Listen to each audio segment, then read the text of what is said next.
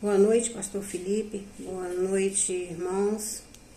Eu vou apresentar o paradigma 5, que fala sobre a administração da aliança da monarquia.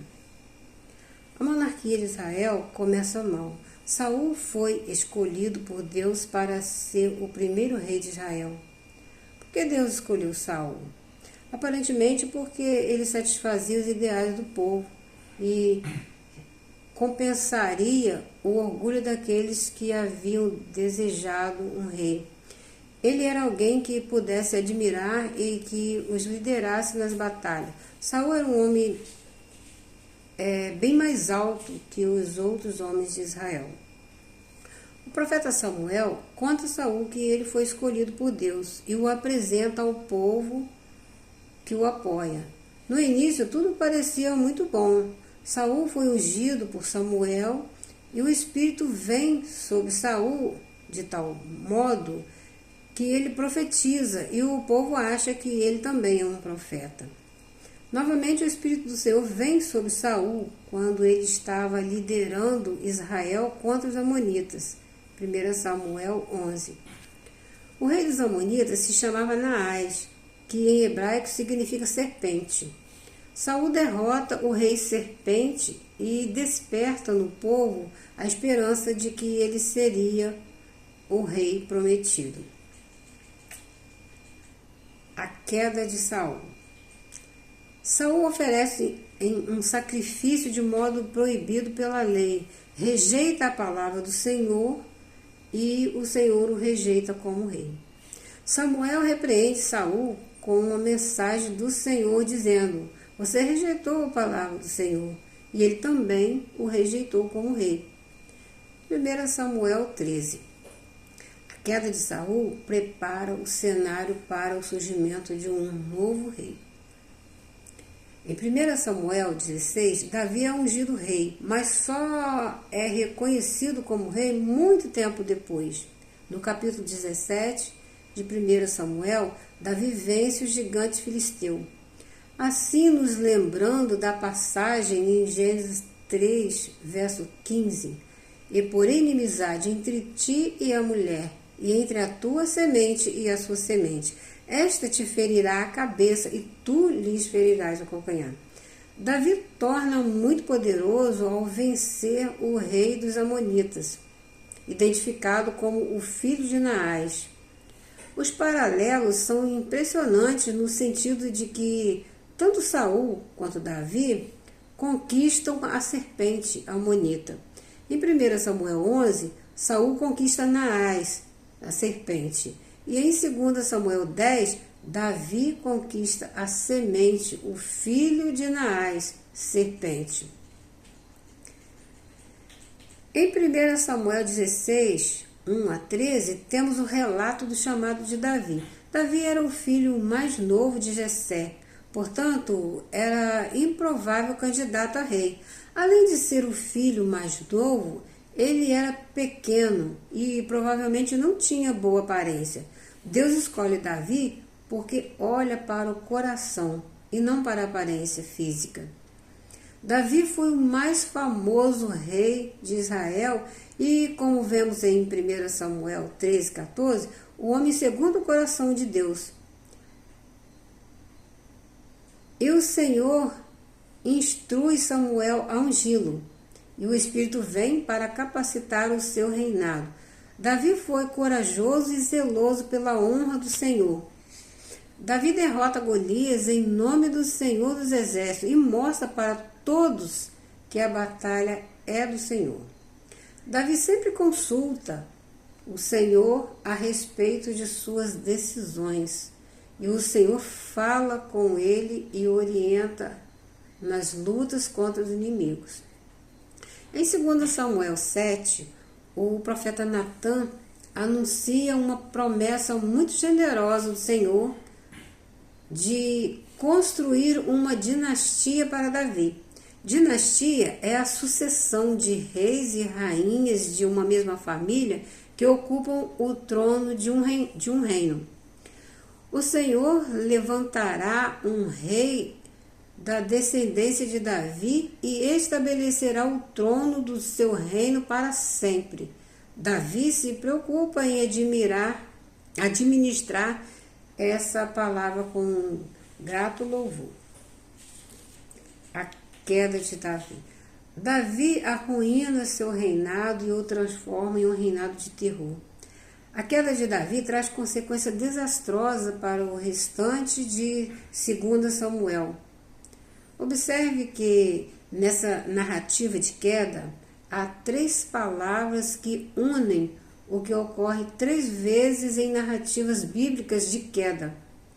A mulher viu que a árvore era boa ou bela para alimento, então tomou o seu fruto. Em Gênesis 3:6. Seguiu-se juízo quando Adão e Eva foram expulsos do jardim. Os filhos de Deus viram que as filhas dos homens eram atraentes ou belas e tomaram como esposa. Em Gênesis 6:2. Segue-se juízo quando Deus provoca o dilúvio e destrói a terra com água. Davi viu do terraço uma mulher tomando banho. Ela era muito bonita. Então Davi enviou mensageiros e a tomou. 2 Samuel 11, 2-4. Davi comete adultério com Betseba e descobre mais tarde que ela está grávida. E na tentativa de esconder o pecado, Davi peca ainda mais. E o pecado vai só crescendo. Ele força o encontro de Betseba com o marido, ordenando a volta dele à casa. Mas ele não volta, pois não acha justo deixar o seu senhor Joabe e os outros soldados na véspera de uma grande guerra. Logo em seguida, Davi planeja a morte de Urias. Após a morte de Urias, Davi foi confrontado pelo profeta Natã, que lhe avisou sobre a ira de Deus. Por causa da promessa de Deus, em 2 Samuel 7, Davi permanece no trono, pois Deus é fiel às suas promessas. Natã descreve o pecado de Davi semelhante ao pecado de Saul, dizendo que ele havia desprezado a palavra do Senhor, feito o que era mal aos olhos do Senhor, ferindo Urias com a espada dos amonitas e tomando sua mulher. Agora, portanto, a espada jamais se afastará da sua casa. Em 2 Samuel 12, 9, 10. Desprezar a palavra do Senhor é o mesmo que desprezar o próprio Senhor. A diferença entre Davi e Saul foi o arrependimento pleno e restauração. Apesar de Davi ter se arrependido e voltado para o Senhor, o fato de ele não administrar devidamente a palavra traz sérias consequências. Ao longo do livro de Samuel, os triunfos militares de Davi foram destacados e celebrados, mas a desobediência de Davi também traz a espada do Senhor sobre ele e sobre todo Israel. O pecado de Davi e seus efeitos desastrosos aparecem no último capítulo de 2 Samuel. A esperança de voltar agora à descendência de Davi, quem cumprirá a promessa de 2 Samuel 7? Salomão parece ser o filho de Davi que irá cumprir essa profecia. O chamado de Salomão. Salomão, filho de Davi, é ungido rei de Israel, em 1 Reis 1, 28-48. E Davi o encarrega de ser administrador da palavra. Guarde o encargo do Senhor, seu Deus, andando em seus testemunhos, como está escrito na lei de Moisés, para que você prospere em tudo o que fizer, e para onde quer que for, para que o Senhor confirme a palavra que proferiu a meu respeito, dizendo: se os teus filhos observarem rigorosamente seus caminhos para andarem perante mim em fidelidade de todo o coração, de toda a sua alma, e não lhes faltará um homem no trono de Israel. 1 Reis 3, verso 3 diz que Salomão ama o Senhor e anda nos estatutos de Davi. Segue as regras de Davi em tudo. Tudo indica que Salomão será bem sucedido em sua tarefa, pois demonstra grande preocupação em administrar devidamente a palavra quando pede ao Senhor que lhe dê sabedoria. O Senhor se agradou de Salomão ter feito esse pedido. Em 1 Reis 3, 9 e 10. Depois de orar pedindo sabedoria, Salomão demonstra sabedoria no relato seguinte, em 1 Reis 3, 16 a 28. Ele tem muitos oficiais. O povo de Israel se torna numeroso como a areia do mar, da praia. O seu reino se expande por uma área extensa e relatos de sua sabedoria chegam a lugares ainda mais distantes. Por obediência ao Senhor, Salomão constrói o templo e a arca é trazida para o templo. 1 Reis 8, 1 Reis, verso 8. Promessas davídicas são reafirmadas em 1 Reis 9. As nações vêm a Israel e Salomão é como o novo Adão que vai cumprir a comissão do primeiro homem. A queda de Salomão. De acordo com 1 Reis 3, verso 3, Salomão amava o Senhor e andava nos estatutos de Davi. Mas em 1 Reis 11, verso de 1 a 8, registra uma mudança de rumo assustadoramente radical. Salomão, depois de velho, suas esposas desviam seu coração para seguir outros deuses. Ele deixou de ser fiel ao Senhor, seu Deus, como Davi, seu pai, por causa do amor às suas mulheres estrangeiras. Ele se desvia do Senhor e dos caminhos de Davi. Enquanto Salomão administrava bem a palavra e andava em obediência, seu reinado era de prosperidade, paz. Mas quando ele fracassa em sua administração da palavra e cai em pecado, traz calamidade e divisão. 1 Reis 11, 9 e 16, 24.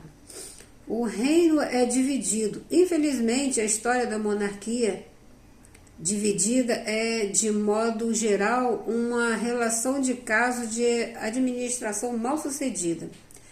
As ações de Jeroboão destacam a rebeldia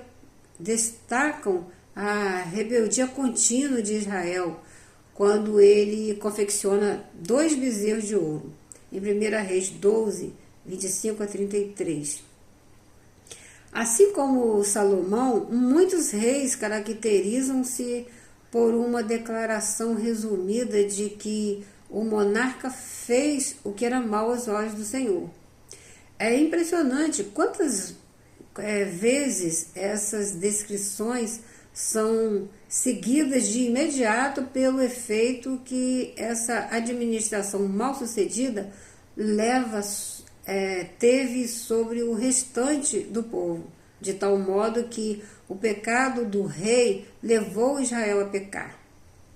Há ocasiões, aliás, que o singular fez o que era mal aos olhos do Senhor, dá lugar ao plural, para que o povo,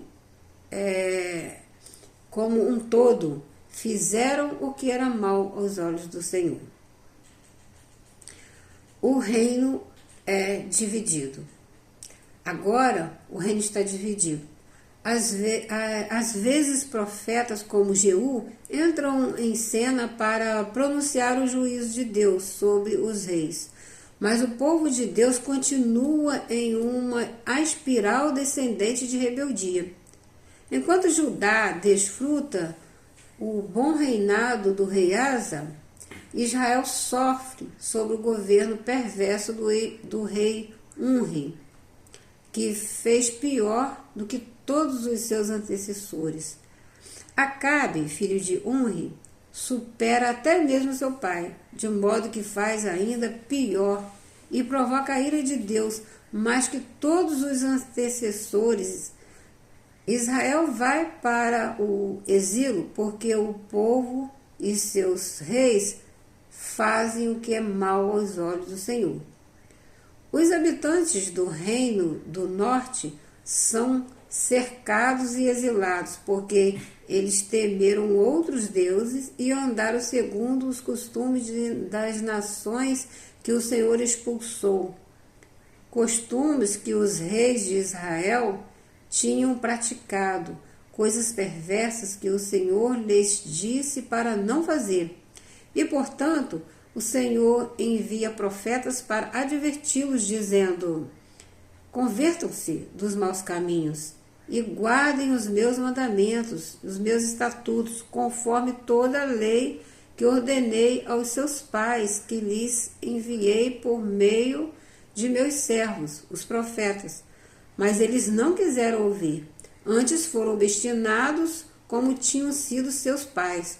Abandonaram todos os mandamentos do Senhor, seu Deus, e fizeram para si imagens de metal em forma de 2 bezerros para adorar. Fizeram um Azerá e serviram a Baal. 2 Reis 17, 13 a 16. Israel e seus reis não administraram as palavras de vida provenientes de Deus. Foram atrás daquilo que era falso e se tornaram falsos administradores da palavra. Alguns reis de Judá fizeram o que era bom aos olhos de Deus, mas falharam em alguns aspectos. Amazias, por exemplo, fez o que era certo aos olhos do Senhor, mas não removeu os altos, nem conduziu o seu governo de maneira específica, conforme o que está escrito no livro da lei de Moisés, de acordo com o que o Senhor ordenou. Bons administradores, Ezequias e Josias. Deixar de remover os altos é uma falha grave para os administradores da lei de Moisés. Mas os altos servem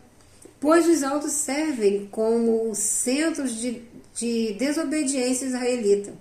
A palavra do Senhor.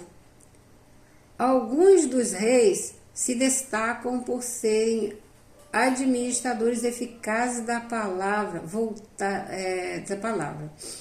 Voltaríamos a atenção para Ezequias e Josias.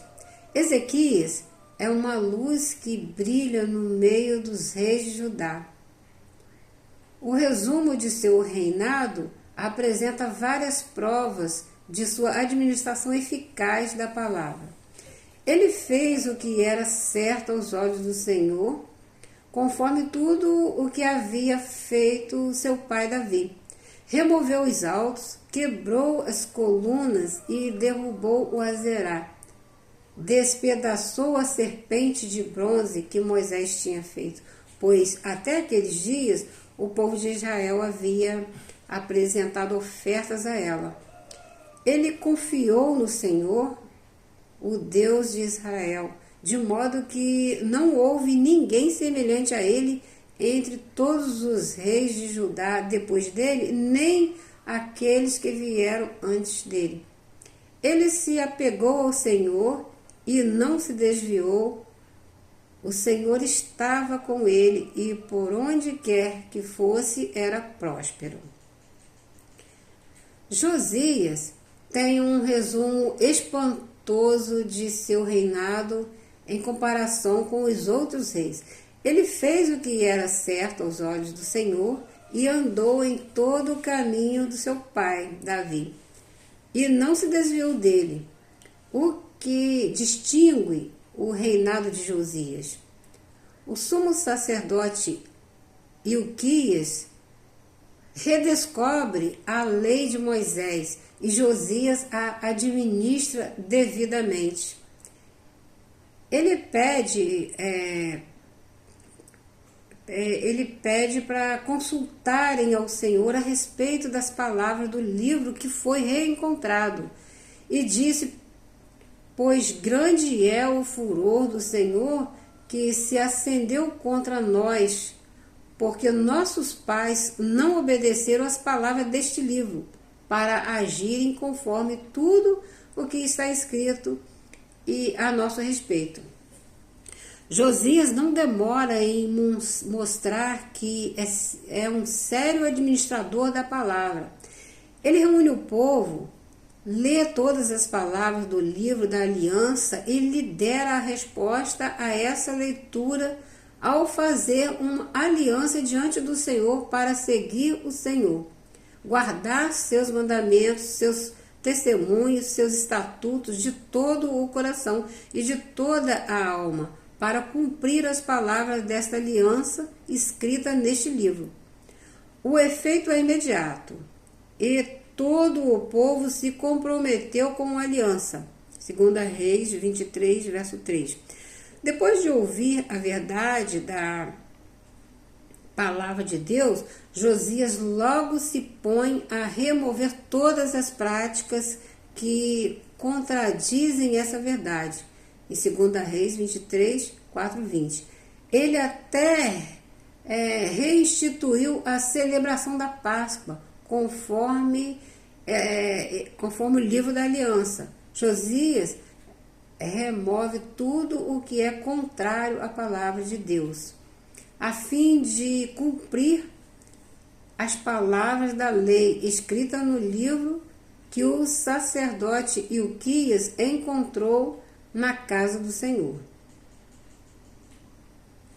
No entanto, nem mesmo essa tentativa corajosa de administrar a palavra com exatidão e reverência é capaz de apagar todas as provocações anteriores do povo, pois o Senhor decretou juízo sobre o reino do sul, com Israel e Judá padecendo no exílio.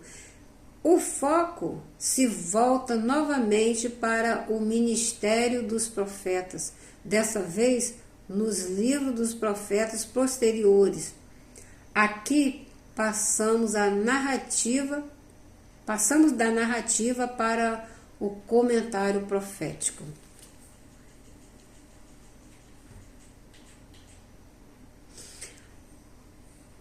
Uma aplicação para nós hoje.